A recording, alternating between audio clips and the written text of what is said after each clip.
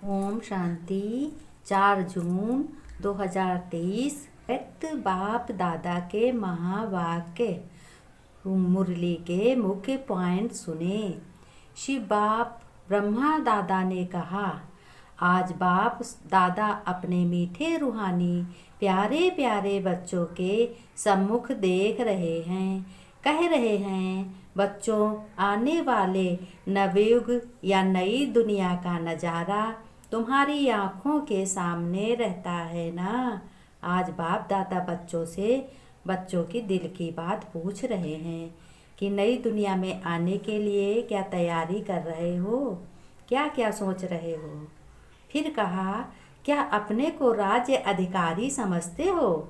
अगर तुम्हें राजा बनना है तो तुम्हें प्रजा भी जरूर बनानी है, नहीं तो राज्य किस पर करोगे। कहा, नहीं तो राज्य किस पर करोगे। फिर बाप दादा ने कहा, क्या तुम्हें नई दुनिया की ड्रेस मालूम है? तो बच्चों, तुम्हारी लक्ष्मी नारायण के राज्य की ड्रेस क्या है? आज बाप दादा दोनों बच्चों की पूछ रहे हैं, तुम्हारी ड्रेस याद है? क्या ड्रेस है तुम्हारी? बता रहे हैं बाबा दादा। लक्ष्मी नारायण को देखा, उनकी क्या ड्रेस है और कितने जेवरों से वो सजे हैं, तो उनकी ड्रेस से तुम्हारी ड्रेस में थोड़ा सा फर्क होगा, क्योंकि वो राजा होंगे, तो राजा और प्रजा की ड्रेस में थोड़ा सा फर्क होगा।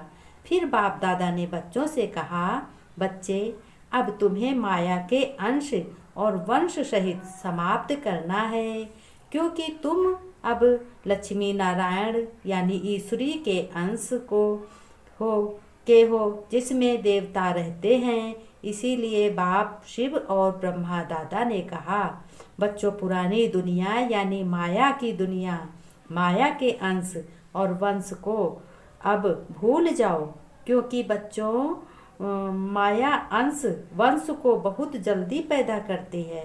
बाप दादा ने कहा, माया अपने अंश से अपने वंश को बहुत जल्दी पैदा करती है। और यह भी बच्चों को समझाया, बच्चों, मुख से सदा मीठा ही बोलना है। अगर कड़वेपन की लकीर भी रह गई है तो उसको आज ही विदाई दे दो। साथ साथ अपने पुराने संस्कारों को भी सदा के लिए विदाई दे दो, क्योंकि अब तुम बच्चे ईश्वर के कुल के यानी भगवान के कुल के बने हो। तुम्हें देवताओं के गुण होने चाहिए।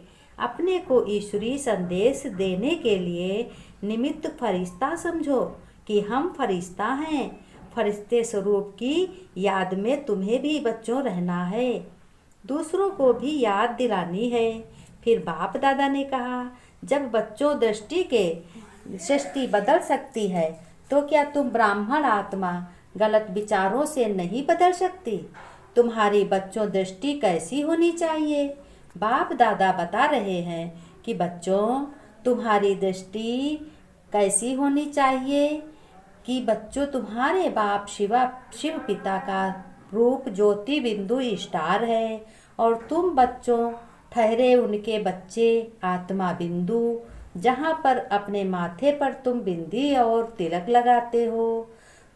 जब तुम किसी से बात करो तो तुम्हें बुद्धि से देखना है सत्य रूप माथे पर बिंदु।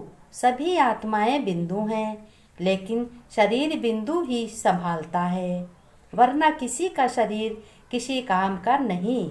आत्मा निकल जाए तो शरीर बदबू का है।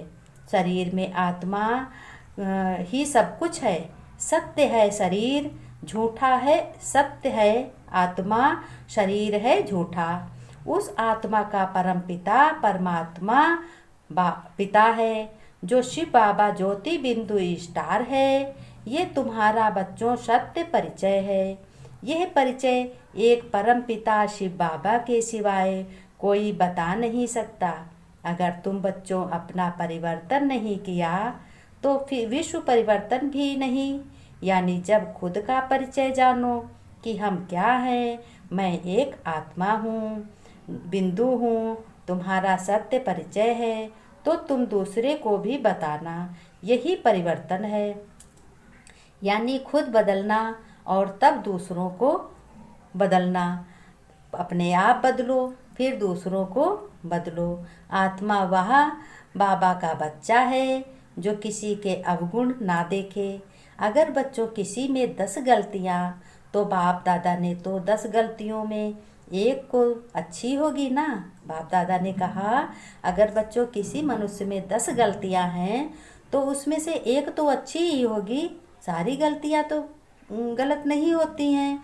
तो बच्चों उस अच्छी बात व गुण को देखो, इसी तरह दूसरे को परिवर्तन करना है। फिर लास्ट में बाप दादा ने कहा बच्चों दिल में देखते हैं हम तुम्हारे और कह रहे हैं दोनों कि बच्चों अपने साथ प्रतिज्ञा करनी चाहिए, कभी किसी की कमजोरी को नहीं देखेंगे। बाप दादा ने कहा बच्चों तुम अपने साथ अपने बाप से प्रतिज्ञा करो कि बाबा हम किसी की कमजोरी को नहीं देखेंगे और ना सुनेंगे, किसी की कमजोरी बताएंगे भी नहीं। प्रतिज्ञा का अर्थ है बच्चों जैसा कहो वैसा ही करो। किसी की अशुभ बात को भी आप अपने पास शुभ करके ही उठाओ, अर्थात अशुभ देखते हुए भी शुभ भावना, शुभ कामना, शुभ दृष्टि से ही देखो। यही नई दुनिया के गुण हैं। अब बच्चों तुम्हें नई दुनिया में आना है। नई दुनिया सतयुग की सृष्टि रची जा रही है।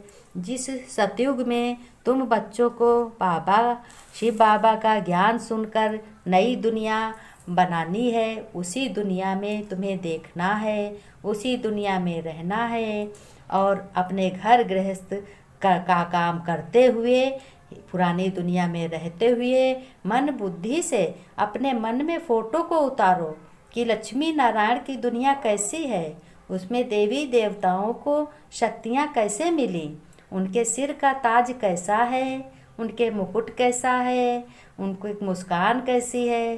तो अपने को खुश दिल समझो, अपने को परिवर्तन करना ही नई दुनिया है। जब तुम्हें देखेगा कोई तो कहेगा तुम्हें ज्ञान सुनकर क्या मिल गया, तुम तो बहुत खुश रहती हो, तुम तो बहुत बिजी रहती हो ज्ञान में। तो यही कहना हमें मेरा बाबा मिल गया, हमें मेरा परम पिता बेहद का पिता मिल गया, जिसके पास हर चीज़ बेहद की है। जो चीज़ वो देगा वो कभी नष्ट नहीं होगी।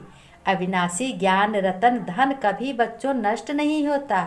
जैसे मीरा ने ज्ञान उठाया, मीरा को ज्ञान था तो श्री कृष्ण से कितना प्यार करती थी, तो वही श्री कृष्ण सतयुग में देवता बनते हैं। अब जो जैसे बच्चे पुरुषार्थ करते हैं तो 16 कला संपूर्ण श्री कृष्ण की राज्य में सभी लोग आओगे।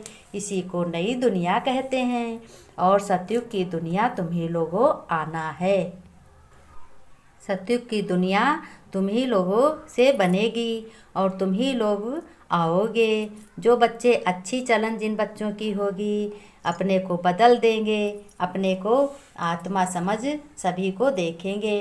कहते भी हैं ना आत्मा से सब भाई भाई, तो आत्मा दृष्टि से कोई धर्म अलग नहीं है। आत्मा दृष्टि से सभी धर्म एक ही लाइट के हैं, एक ही बाप के हैं, एक ही रचयिता शिव बाबा परमपिता परमात्मा है।